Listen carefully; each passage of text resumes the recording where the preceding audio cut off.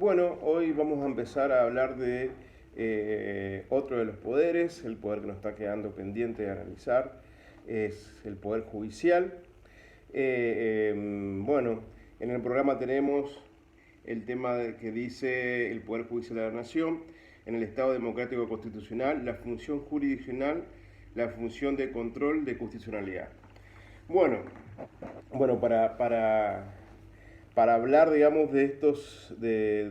puntos, tenemos que tener, digamos, presente, digamos, que el Poder Judicial de la Nación, el Poder Judicial tiene o se le ha, de alguna manera, arrogado dos funciones en el constitucionalismo moderno, en el sistema constitucionales modernos, que es la función jurisdiccional, que es decir, la de impartir justicia, administrar justicia, y la función de control de constitucionalidad, que es una función política, ahí actúa como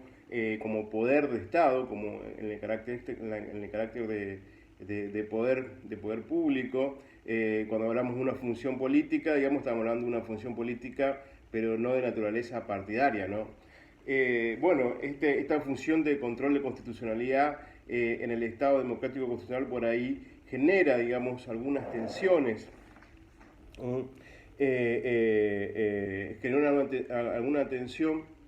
¿Por qué? Porque, bueno, el Poder Judicial es tal vez el menos democrático de los tres poderes en cuanto a la elección de sus miembros, ya que no son elegidos de manera directa por la población, sus integrantes, o sea, los jueces, sino que, digamos, tienen un mecanismo, digamos, de selección a través de otros organismos como son el Consejo de la Magistratura actualmente, pasando por el Ejecutivo, digamos, y el Senado de la Nación. Entonces, digamos, es por este motivo, digamos, de que cuando ejerce, digamos, su rol, digamos, como poder de Estado, actuando a través del control de constitucionalidad, se han generado algunas tensiones.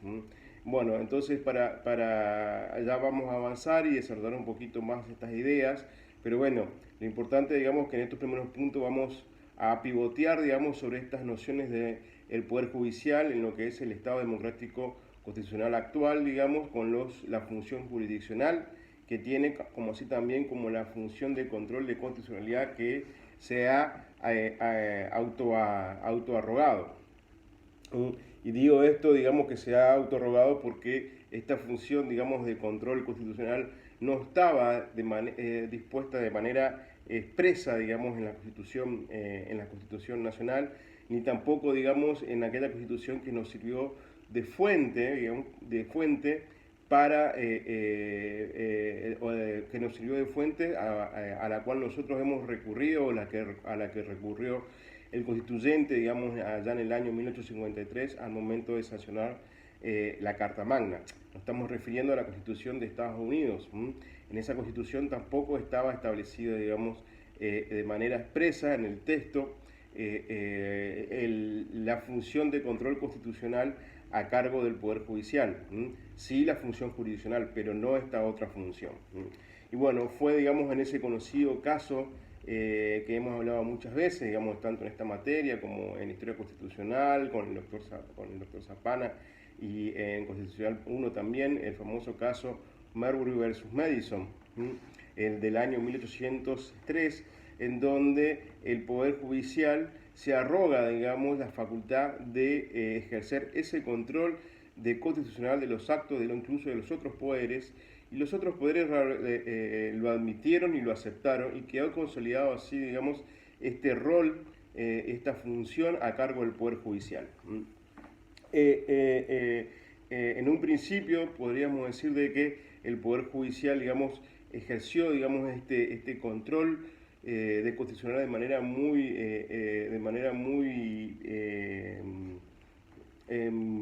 espaciada, no muy intensa. Creo que después de Marbury pasaron como 40 años hasta que nuevamente volvió a declarar, digamos, a hacer uso, digamos, de esta función. O sea que en un principio como que era muy atenuado, digamos, y muy restringido el uso, digamos, por parte, digamos, de los jueces de este rol de control de constitucionalidad. Pero, digamos, a medida que fue pasando el tiempo, cada vez, digamos, fue haciendo uso de esta función o haciendo uso de este rol de manera más frecuente, y hasta llegar, digamos, a una situación en la cual, digamos, se desarrolló lo que se denominó el activismo judicial. El activismo judicial, digamos, que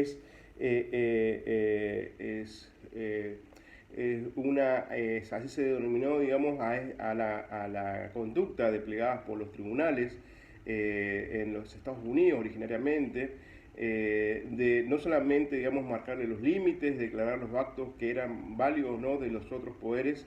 del Estado, sino que también, digamos, de alguna manera empezar a marcar el camino hacia dónde tenían que ir determinadas legislaciones. En este sentido tenemos, digamos, y ahí empezó de a poco el Poder Judicial a tener cada vez mayor preponderancia, mayor injerencia en la vida institucional del país. Hay autores que hablan, digamos, de que si el siglo XIX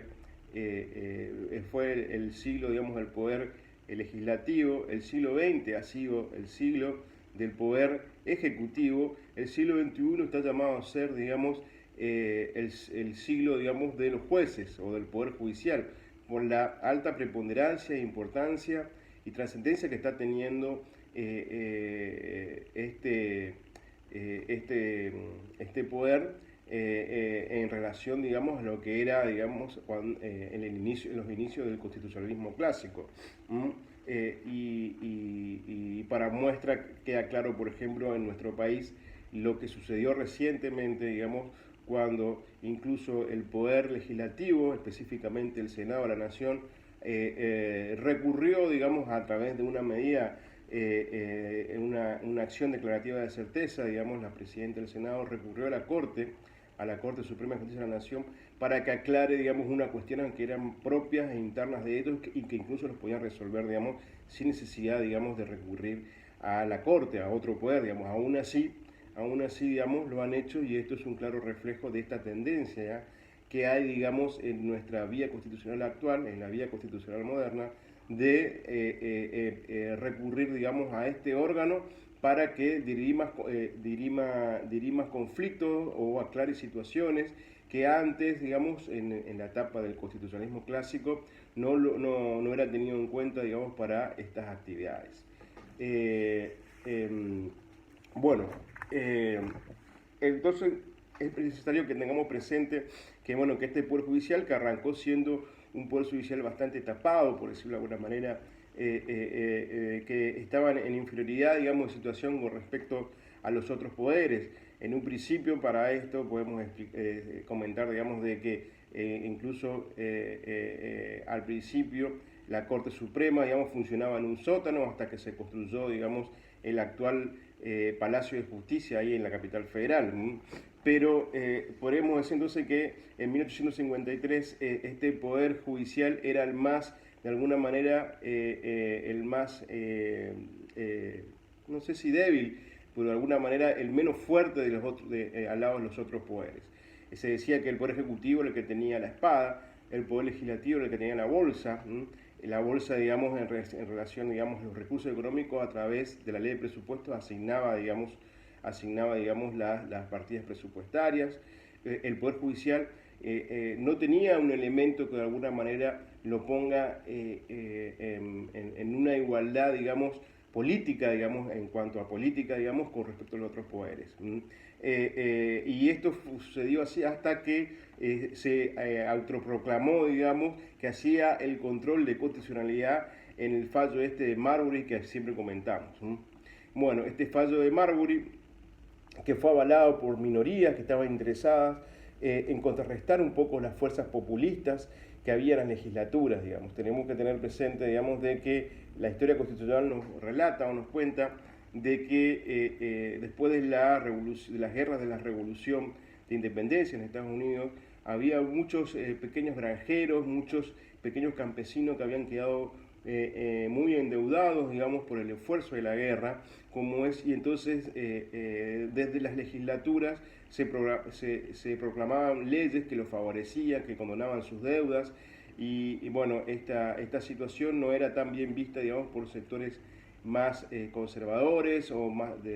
con mayores, los llamados terratenientes. Entonces, digamos, veían, digamos, con preocupación, digamos, que por ahí, digamos, en una oleada, digamos, de alguna manera favorecer pretensiones electorales, digamos, sacaran este tipo de leyes. Y entonces desde ese lugar, digamos, se avaló, digamos, que hubiera un poder,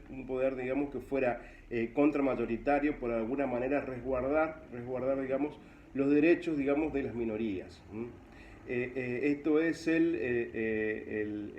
contexto histórico en el cual surge un poco, digamos, el fallo de Marbury, y por el cual fue de alguna manera avalado, digamos, y aceptado por los otros poderes en aquel momento.